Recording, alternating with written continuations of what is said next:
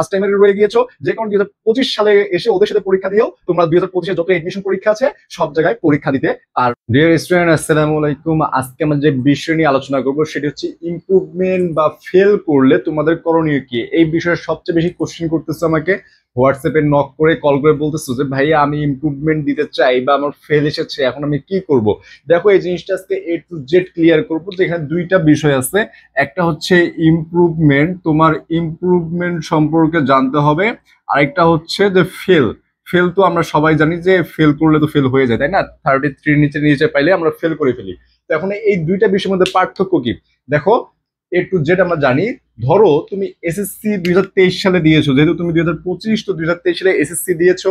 2023-এ তুমি যে কোনো একটা পয়েন্ট পেয়েছো, জিপিএ 5 অথবা 3.50 অথবা 4.00, এটা তোমার এসএসসির হিসাব গেল। কিন্তু এইচএসসি তে এসে তুমি জিপিএ ধরো ইমপ্রুভমেন্ট দিতে চাও, কেন? যে তোমার জিপিএ মানে সাপোজ যে 2.58 এসেছে, 2.58 এসেছে 2025 সালে এইচএসসি তে। কোথায়? এইচএসসি তে। এখন তুমি ইমপ্রুভমেন্ট দিতে চাও এবং ইমপ্রুভমেন্ট দেওয়ার পরে তোমার জিপিএ ধরো এর চেয়ে ভালো আসলো 3.00, অথবা যদি জিপিএ কমে আসে, তখন কি হবে? জিপিএ তুমি যদি ইমপ্রুভমেন্ট দিয়ে তোমার জিপিএ প্লাস হয়, যদি জিপিএ প্লাস হয় সেই রেজাল্ট তোমাকে দিবে, মানে সেই রেজাল্ট তুমি সব জায়গায় দেখাতে পারবে। কিন্তু তোমার যদি জিপিএ কমে যায়, জিপিএ ধরো কমে গেছে, তুমি 2.58 এর চেয়েও কম পেয়েছো, 2.29 বা 2.54 এরকম পেয়েছো, তখন কিন্তু তোমার আর মাইনাস হবে না। তোমার আগে যে জিপিএ ছিল সেই জিপিএই মূলত কার্যকর হবে। তোমার পরে যে জিপিএ পাইলে, অর্থাৎ কমে গেল, এই জিপিএ কোথাও কাজে লাগবে না। এবং তোমাকে 2026 সালে পরীক্ষা দিতে হবে, যেহেতু তুমি 2025 সালে এইচএসসি পরীক্ষার্থী, 2026-এ পরীক্ষা দিতে হবে। তাহলে এখানে একটা জিনিস বুঝতে পারলাম, সেটা হচ্ছে তোমার ইমপ্রুভমেন্ট দেওয়ার পরে যদি জিপিএ বাড়ে, সেটা আমাদের রেজাল্ট কার্যকর হবে। কিন্তু যদি জিপিএ কমে যায়, সেই রেজাল্ট মূলত কার্যকর হবে না, আগের রেজাল্টই বহাল থাকবে। এখন আসো যে ইমপ্রুভমেন্ট কি, ইমপ্রুভমেন্টটা আসলে কি, যে এই যে এই ইমপ্রুভমেন্টটা আসলে কি। এটা হচ্ছে যে তোমার বাই এনি চান্স যে কোনো একটা সাবজেক্টে আশানুরূপ ফলাফল আসেনি, তুমি ভেবেছিলা যে তোমার সাপোজ ধরো যে ফিজিক্সে তোমার আরো ভালো পাওয়ার কথা ছিল, কিন্তু ফিজিক্সে এতটা ভালো হয়নি। এখন তুমি ইমপ্রুভমেন্ট দিতে চাও, তাহলে তোমার এই যে সাবজেক্টগুলোর পরীক্ষা দিতে হবে, দিয়ে তোমার জিপিএ ইনক্রিজ করার জন্য যে পরীক্ষাটা দেওয়া হয় আবারও, সেটাকে বলা হয় ইমপ্রুভমেন্ট। দেখো এখন তাহলে ইমপ্রুভমেন্ট দেওয়ার ক্ষেত্রে কয়েকটা নিয়ম আছে, তোমাকে কয়েকটা নিয়ম ফলো করতে হবে, কয়েকটা রুলস তোমাকে জানতে হবে, তাছাড়া তুমি ইমপ্রুভমেন্ট দিতে পারবে না। প্রথম হচ্ছে সেম কলেজ থেকেই ইমপ্রুভ দিতে হবে। মানে সেম কলেজ, তুমি যে কলেজ থেকে পরীক্ষা দিয়েছো 2025 সালে ধরো যে এক্স একটা কলেজ থেকে পরীক্ষা দিয়েছো, 2026 সালে এসে ওয়াই কলেজ থেকে পরীক্ষা দিতে পারবে না, 2026 সালে এক্স কলেজ থেকে পরীক্ষা দিতে হবে। তার মানে তুমি কলেজ চেঞ্জ করতে পারবে না, কলেজ চেঞ্জ করে ইমপ্রুভ দিতে পারবা না। এরপরে দেখো চলতি বছরের সিলেবাস, অর্থাৎ 2025 যেমন শর্ট সিলেবাসে পরীক্ষা দিয়েছো, তাই না? এটা শর্ট সিলেবাস ছিল, 2025-এর শর্ট সিলেবাস ছিল।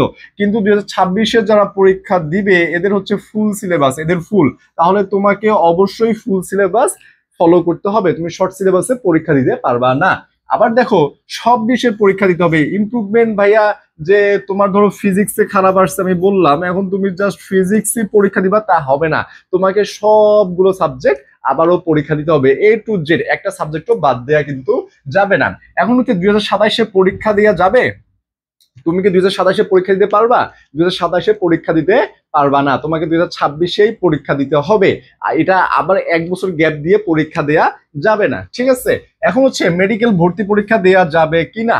মেডিকেল ভর্তি পরীক্ষা তুমি যদি ইমপ্রুভমেন্ট দাও, ইমপ্রুভমেন্ট দেওয়ার পরে তুমি ঢাবি মেডিকেল সহ সমস্ত ভার্সিটিতে অ্যাপ্লাই করতে পারবা, যদি তোমার এইচএসসির পাস দেখায় 2026-এ। কেননা এখানে একটা কথা আছে যে তোমার ইয়ার গ্যাপ যেটা হয় সেটা তো তুমি বুঝতে পারলা, কিন্তু তোমার ইমপ্রুভমেন্ট, তুমি 2025-এ এইচএসসি কমপ্লিট করেছো, 2025-এ এইচএসসি সাপোজ ধরো তুমি পরীক্ষা দিয়েছো কিন্তু ইমপ্রুভমেন্ট দিয়ে 2026-এ কমপ্লিট করেছো, 2026, তাহলে তোমার হবে কি, তুমি 2025-এ যে কোনো ফর্ম না তুলো, সাপোজ তুমি ঢাবি বা মেডিকেলে কোনো ফর্ম তুলো নাই, তাহলে তুমি কিন্তু এখনো ফার্স্ট টাইমার রয়েছে এবং ফার্স্ট টাইমার হিসেবেই 2026-এ পরীক্ষা দিতে পারবা।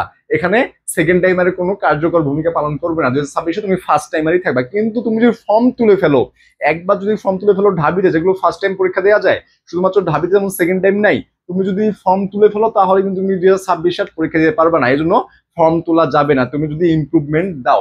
আবার হচ্ছে ইয়ার গ্যাপ, অনেকেই আছো যে 2024-এ তোমাদের এইচএসসি পরীক্ষা দেওয়ার কথা ছিল, কিন্তু তুমি কোনো এক কারণে বা যে কোনো কারণে তুমি 2024-এ এইচএসসি পরীক্ষা দাওনি, 2025-এ এসে এইচএসসি কমপ্লিট করেছো, কিন্তু তোমার কমপ্লিট করার কথা ছিল 2024-এ। তার মানে কি তোমার 1 বছর গ্যাপ হয়ে গেছে, 1 ইয়ার গ্যাপ হয়ে গেছে। তাহলে তোমরা কি পরীক্ষা দিতে পারবা?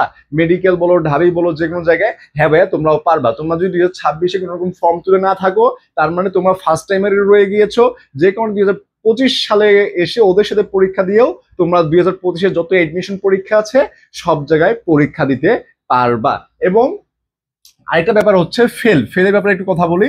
যে ধরো তুমি ইংরেজিতে ফেল করেছো, ইংলিশে ফেল করেছো, ইংলিশ ফার্স্ট পার্টে ফেল করেছো, এখন তুমি জাস্ট ওই সাবজেক্টে পরীক্ষা দিতে চাও, কিন্তু আসলে এরকমটা হয় না। তুমি ইংরেজি ফার্স্ট পার্টে শুধু পরীক্ষা দিতে পারবে না, তোমাকে পরীক্ষা দিলেও ইংরেজি ফার্স্ট এবং সেকেন্ড, মানে যে সাবজেক্টটা তুমি ফেল করবে ওটা যদি পার্ট থাকে, ফার্স্ট পার্ট সেকেন্ড পার্ট, সেই দুইটা কোর্স অর্থাৎ দুইটা সাবজেক্টেই তোমাকে পরীক্ষা দিতে হবে। তাহলে তোমার এই ফেলের যে পরীক্ষা সেটা তুমি ভালো করলে সেটা আবার রেজাল্ট বের হয়ে আসবে। কিন্তু ইমপ্রুভমেন্টে তোমরা আলাদা পরীক্ষা দিতে পারবে না, তোমাকে সকল বিষয়ে পরীক্ষা দিতে হবে, একটা বিষয় বাদ দেয়া যাবে না।